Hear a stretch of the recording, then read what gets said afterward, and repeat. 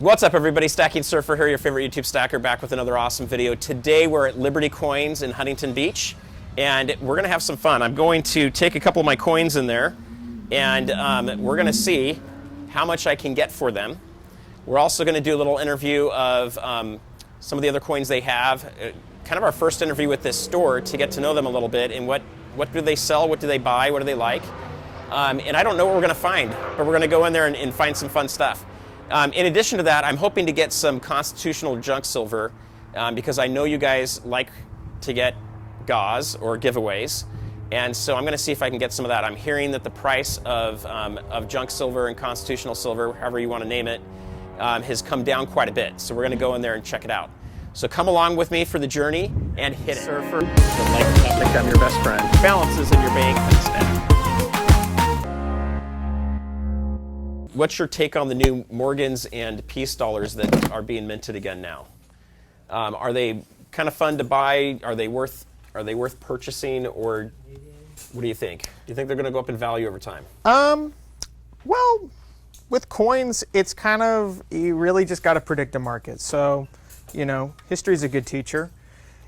When the original 2021 Morgan dollars came out, 21 piece. Those ended up being a great investment.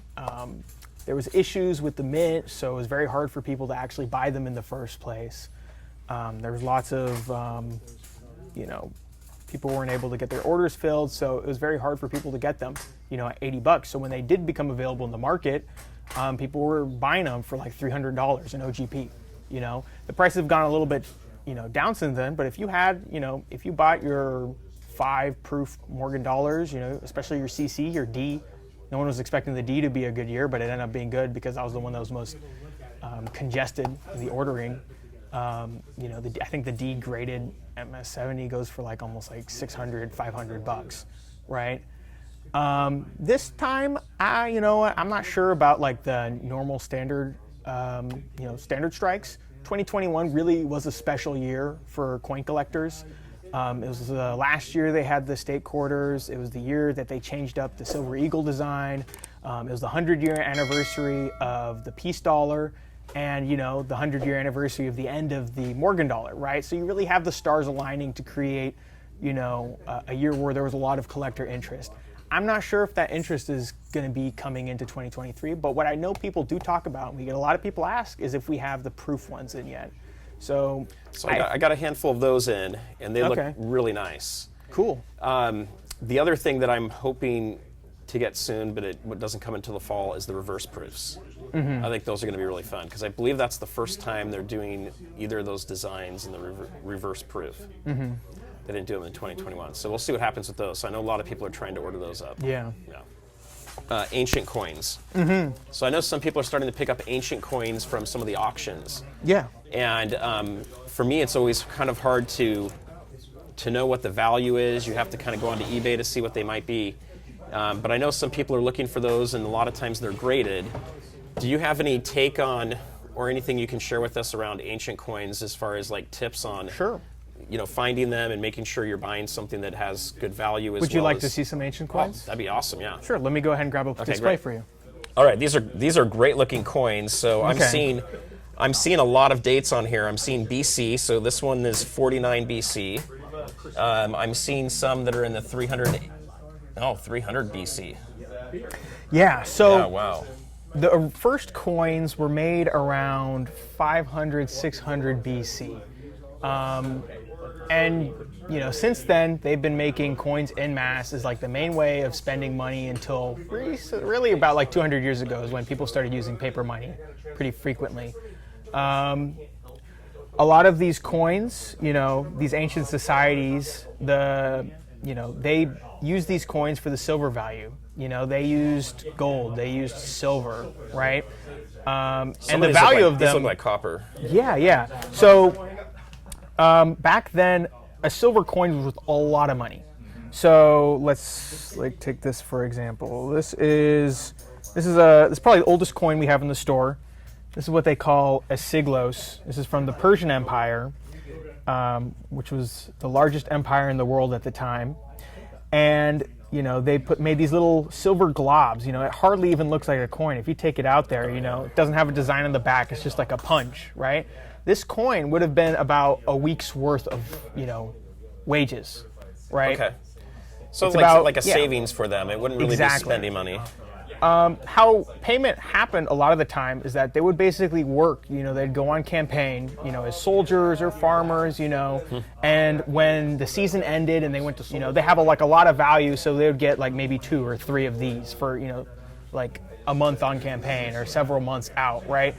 And, for the smaller, kind of transactions, in the same way we have kind of copper pennies, that weren't really silver or anything, and those were worth the least, they had, kind of these bronze coins. This is a coin of Trajan. It's from the Roman Empire. And that would have been kind of more a reasonable amount. That would have bought you, like a few loaves of bread at the time. Maybe like a day's worth of labor. That would have been like their version of the $100 bill, and you get smaller bronze stuff like this, which you'd use to, make change. Okay. So they had, a lot of these ancient societies, they had very complex, silver, bronze, gold, trimetallic systems, mainly weight-based. And The we're design lucky. looks pretty good too. Yeah. I'm surprised. So a lot of people, they expect ancient artwork to look like really crude or really archaic, or really kind of dirty. But the truth is Like that, a stick figure or something. Exactly, but these were pieces of art. They made these. The Greeks, they made these as kind of propaganda pieces for their cities. And when you would trade, like say, a big silver coin like this, they call these a tetradrachm, right? On the front, you've got Alexander's Hercules, right? This would have been made during the time of Alexander and his successors. You want a really nice portrait, of your king, of your deity, on the commerce, because this would have been something that people, Look, we got it back on this one. Exactly. You got Zeus on the back there, who would have been the most important god for the Greeks. So there's a lot of really importance that these, ancient people put on their coins, and they took a lot of effort to make sure they look nice. I think he forgot his robe on that one, though.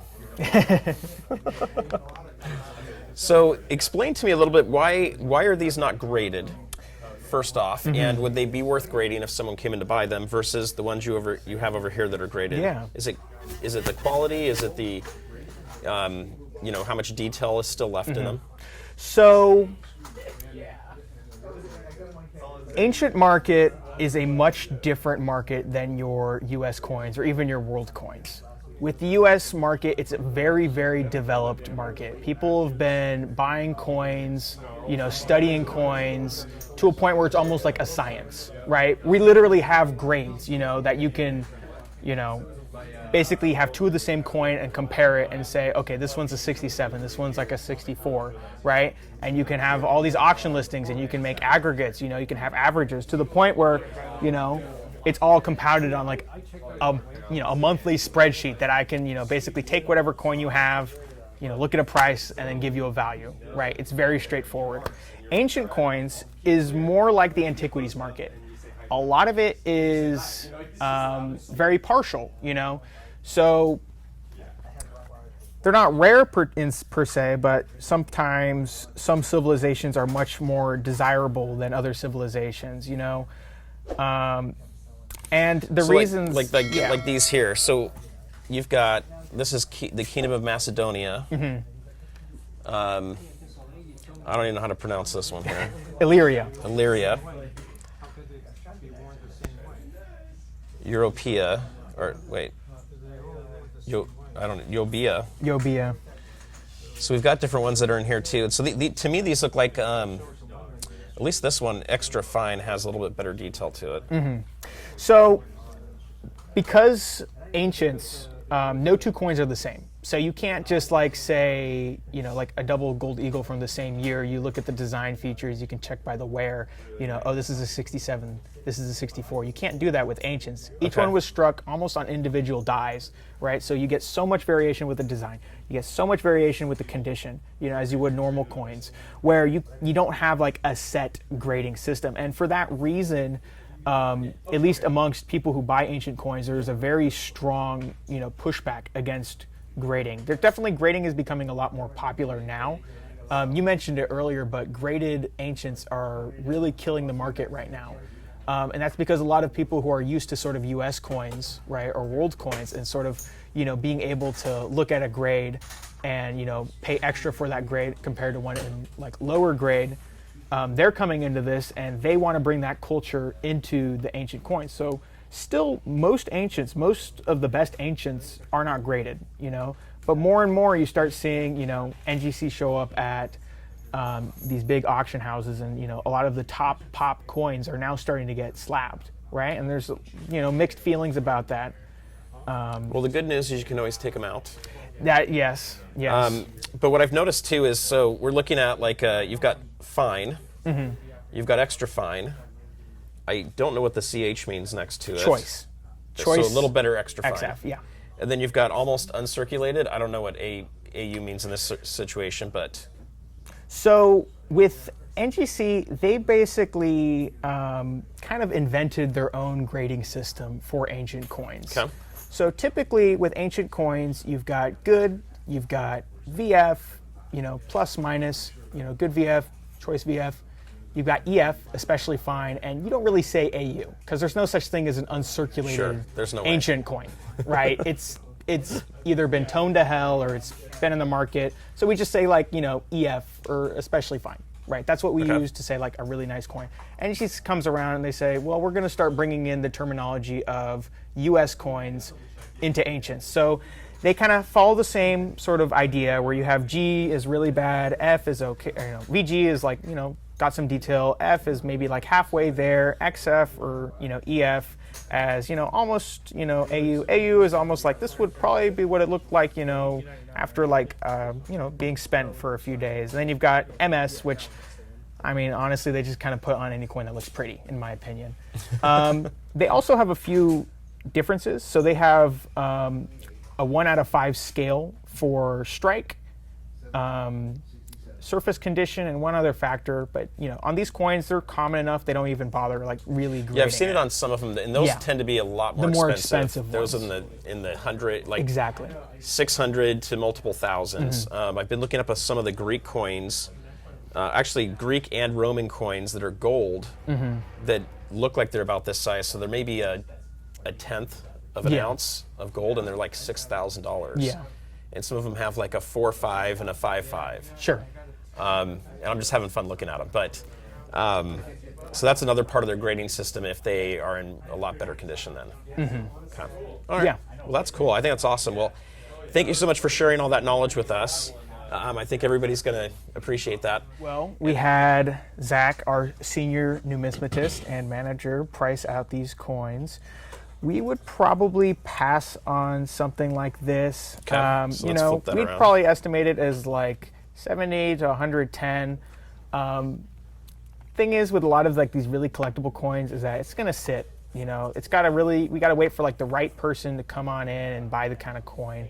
So really, we'd probably buy it for like a slight premium above melt. If you put us to the wall and said, "I'm gonna sell this coin, give me a price," right? But you could probably do better online. That's just not really our market. And that's one of the reasons I wanted to bring a variety of stuff in. Sure. To show you guys. Okay, so that's that one. So for me, guys, this is going to be much better for me to go and sell that on eBay.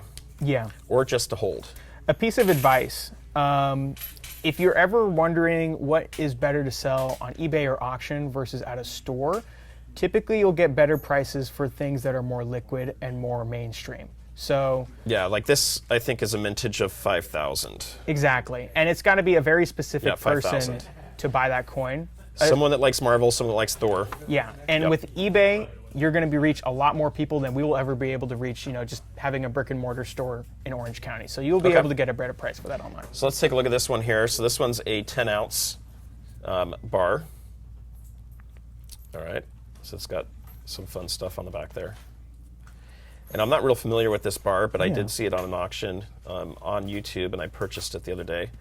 So that's JBR. It's a British refinery. So if you look on the back, you've actually got a bunch of little kind of British iconography. You've got the mounted Queen Soldier. You got football. You got Big Ben. It just came in the mail yesterday, so I haven't really looked at it that closely. But it looks pretty cool. Okay, so this one's $250. Yeah. All right, so you guys would buy that for $250. Yeah, pretty much. Okay, so a little let's over put that there. All right, let's look at this one for you guys real quick. So we were looking at this earlier.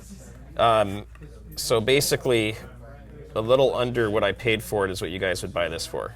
Yeah. So as I mentioned, we don't really know what the market is going to look like on these kind of guys because they just came out. I mean, you know, we can make a safe assumption, but usually we like to wait and see what they're going to be going for. I think that is very smart. Now. So for me, I sold my 3 Morgans instantaneously, pretty much. I call anything within an hour of selling from posting it That's on pretty good. Yeah. eBay's instantaneous. I put them up at $90 each. All 3 of them sold that fast. Yeah. These ones I have up at 90. They're sitting there, which tells me there's a little bit less desire for the peace dollar than the Morgan, which I think is to be expected. Sure. So anyway, we'll see what happens. So I'm going to leave those up there for right now. But at 90 to 65, that's probably not worth me doing that one either. Well, let's put it like this. We know we could sell it for $85, so $65, $20 premium, that's fair. Okay. And then we have 2 on here, so that is the combination probably. Yeah. So okay. for the lot, we'd offer you $375. All right, and then this one here for 60. This is let's see, this represents, I guess it's the 50th anniversary of Apollo 11. So for those of you that don't think we landed on the moon, would you rather have something like this as an artifact or not? But I know my kid's teacher at school is convinced them that we did not land on the moon. I think it's still out a little bit, guys, but you let me know in the comments down below, did we land on the moon or not? All right, so for this one, I'm going to have to hold on to because I definitely paid more than 60, and I know they're going for more than that on eBay. Fair enough. So let me check my price on this, what I paid for this one here, and then what I'd love to do is also look at some of your constitutional junk silver. Sure. And see what we can do there. Okay.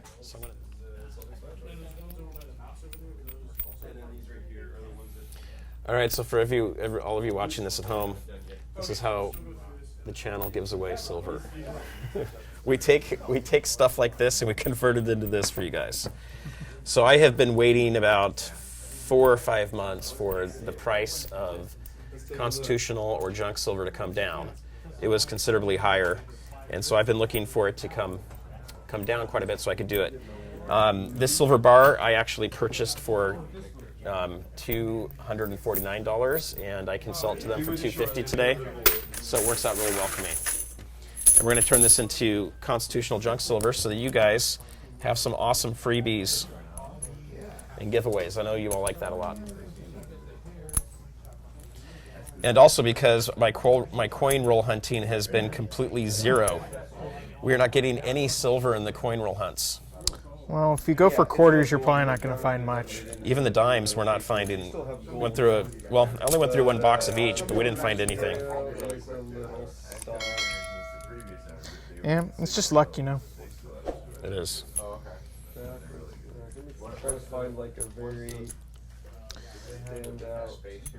Something interesting about 90% is before we had silver eagles, if people wanted silver, this would be how you'd buy it, right? You'd go to a store, and if you wanted to get so and so many ounces of silver, they'd give it to you in 90%, you know?